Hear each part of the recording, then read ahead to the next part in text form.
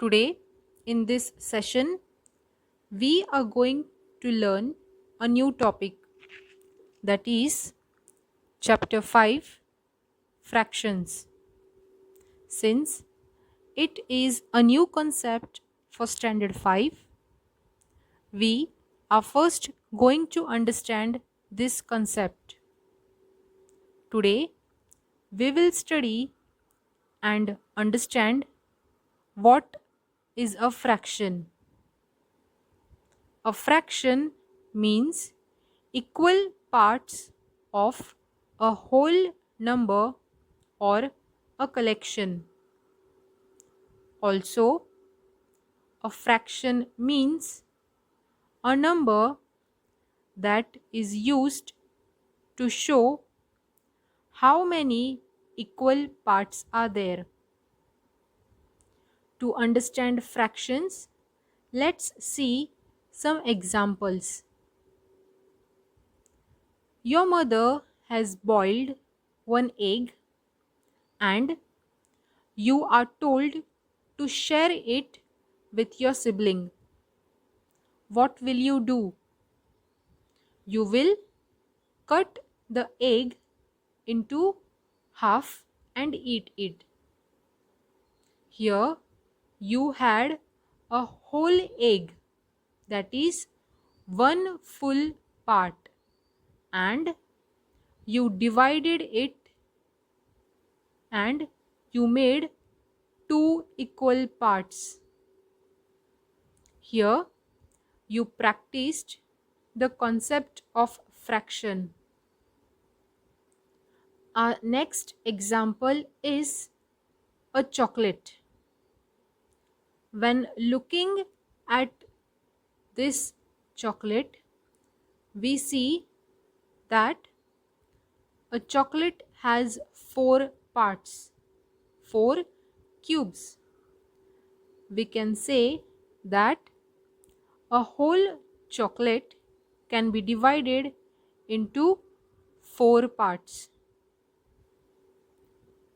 These parts can also be called as fractions in mathematical term. These fractions or parts are equal in size, shape and amount. Another example is an apple. Now we want to share an apple with a family of 4 members.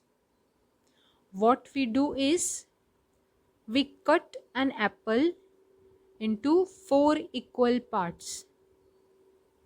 Likewise, we can collect more examples to understand the term fraction. Now the next part is how fractions are written. For that, when writing a fraction, we put one number above another number and a line in between them.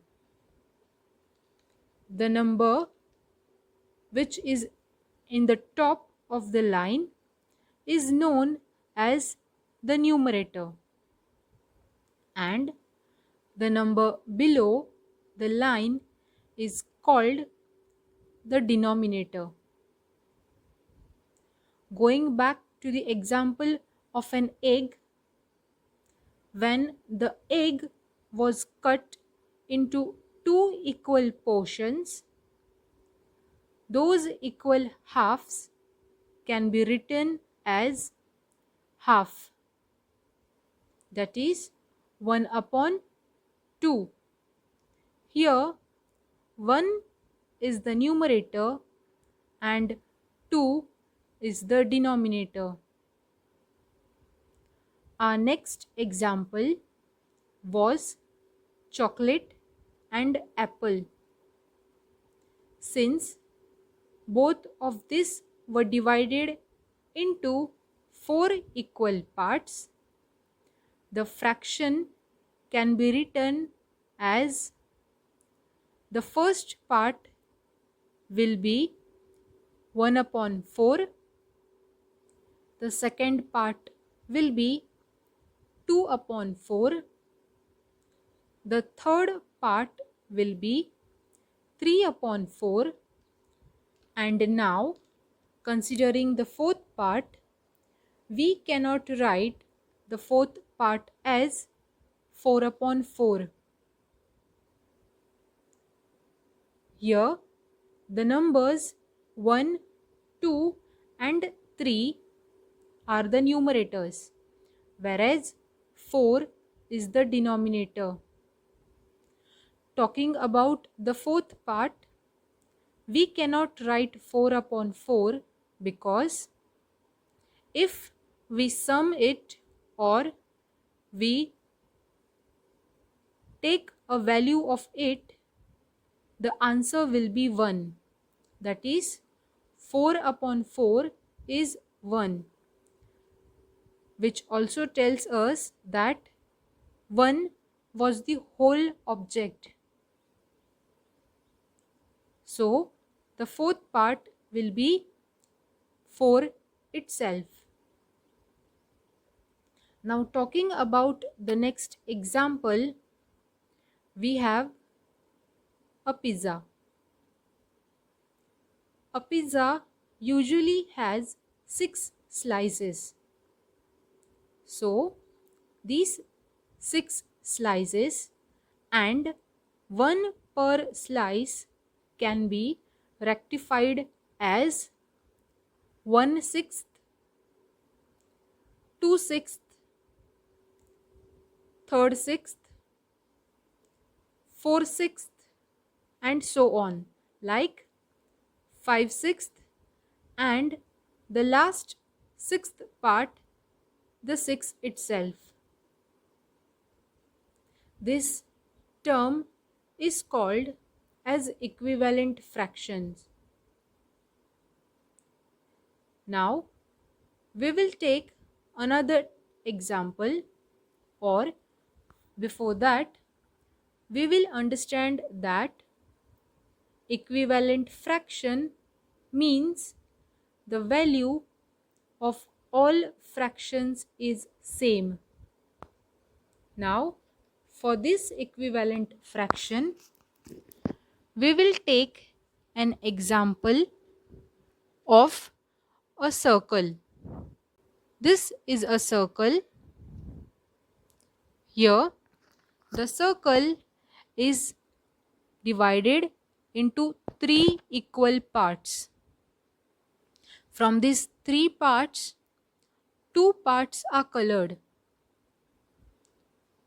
So, considering the colored parts, the fraction will be is 2 upon 3. Now, the next example. Here, we have the first rectangle, which is divided into 5 parts. And from that 5 parts, 2 parts are colored. So, the fraction will be 2 upon 5. Now, in the first rectangle itself, if 2 lines are drawn across them, then those 5 parts will get divided into 15 equal parts. And from that 15 parts, the colored parts will be 6. So, the fraction will be 6 upon 15.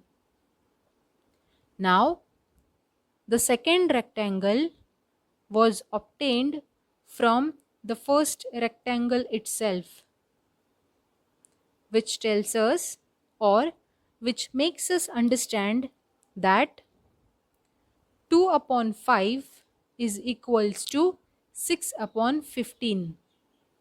That means 6 upon 15 is an equivalent fraction to 2 upon 5.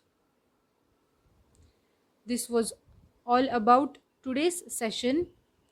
Thank you.